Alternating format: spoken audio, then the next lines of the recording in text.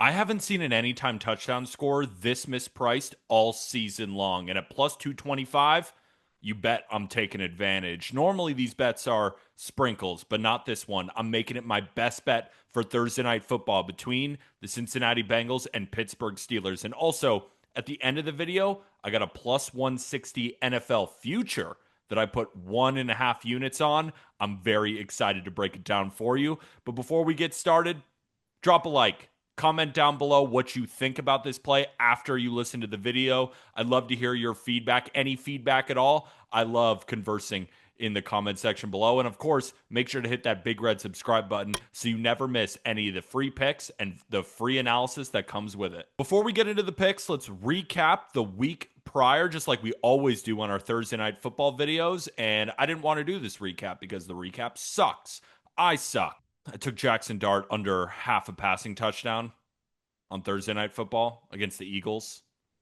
Eagles defense, can we make a tackle? Now, we only threw one, so if they made the tackle, maybe that would have hit. So it makes me feel a little bit better, but still, my bank account doesn't feel better. And then on Sunday, I really didn't like the board. I didn't want to push it, especially because, of course, I have a baseball channel where we've been pushing out tons of MLB content and MLB picks. So I said, you know what? I'm not going to force it, but I did love a play on Monday Night Football. That was the Commanders minus 5.5. Aren't. Damn it. I really like that play. But what can you do when you have, what was it? Two fumbles, an interception, and a missed field goal? But whatever. It's not a bad beat. That's just football. Brings our total throughout the entire season a little bit under even. I'm down about minus half a unit. So nothing crazy, nothing that we obviously can't, fight back from, but I hate being in the red. Let's get back into the green. Let's get you a winner on Thursday night football. In terms of the side and the total in this game, nothing really jumped out. I'm looking at the odds right now. My model is pretty in line with, minus 5.5, 43.5, 44 total feels right to me.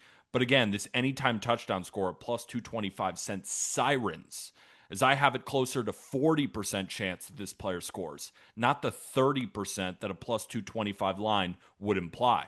Jaylen Warren is the starting running back for the Steelers. We know this, right? He's taken about 44% of the rushing attempts so far, even though he's already missed a game this season. Solid runner out of the backfield, good receiver. I even own him in fantasy. However, from watching him and the Steelers this season, I have been so annoyed by one thing. He doesn't get touchdowns because Kenneth Gainwell gets them. He has the reins as the goal line back. So when the Steelers get close, it's Gainwell, not Warren. But it's not priced like that. First, let's talk usage in the red zone. Inside the 10-yard line, Kenneth Gainwell is getting 50% of the carries, which leads the team, and has scored 3 touchdowns. Do you know how many Jaylen Warren has?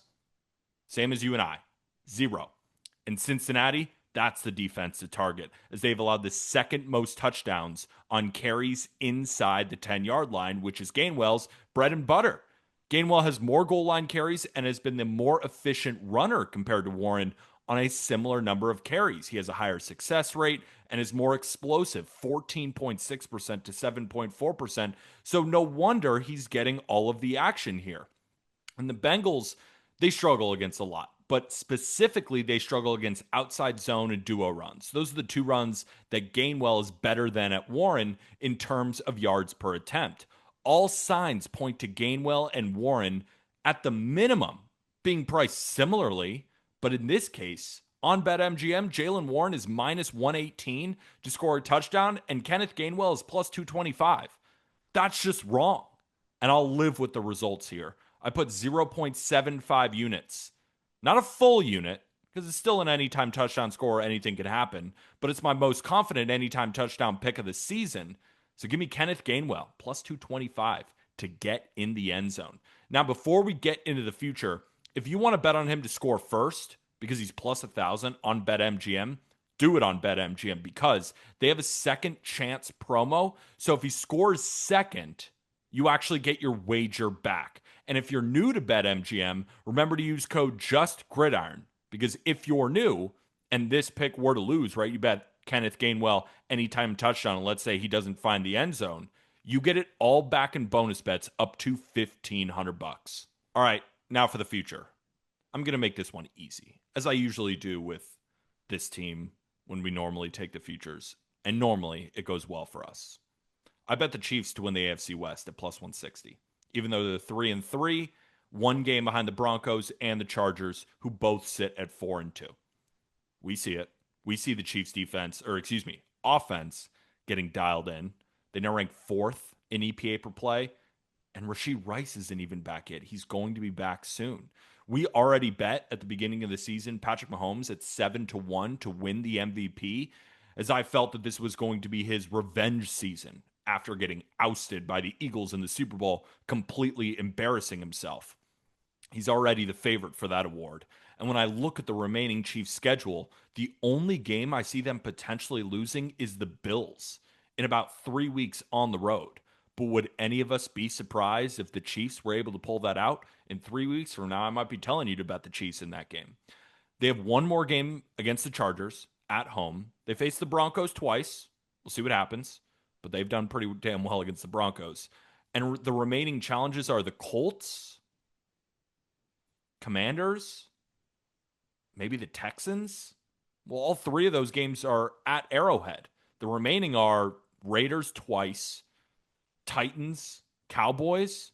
That's the schedule. And I expect them throughout the season. Steve Spagnuolo is going to figure out this defense just like he always does. And they're probably going to be active at the trade deadline. I think the time is now before this big game against the Raiders where they're like a minus 12.5 point favorite. And of course, Chargers and Colts play each other. So potentially Chargers could drop a game. Not so sure yet, though. But what I do know is plus 160 is completely mispriced. So I jumped on it for 1.5 units. Again, that's the Chiefs to win the AFC West at plus 160 for 1.5 units. Hopefully you enjoyed this breakdown of both my anytime touchdown pick and my NFL future. Hopefully both of those can get us to the window on Thursday night. And of course, the future ain't going to be solved until the end of the season. But I love NFL futures, and I hope you do too. And if you do, make sure to hit that like button. Comment down below any of your thoughts. I'd love to hear your feedback on all this. Do you disagree about Kenneth Gainwell? Do you think the Chargers or the Broncos are going to end up winning the division? You let me know in the comment section below. All I ask, not gambling advice.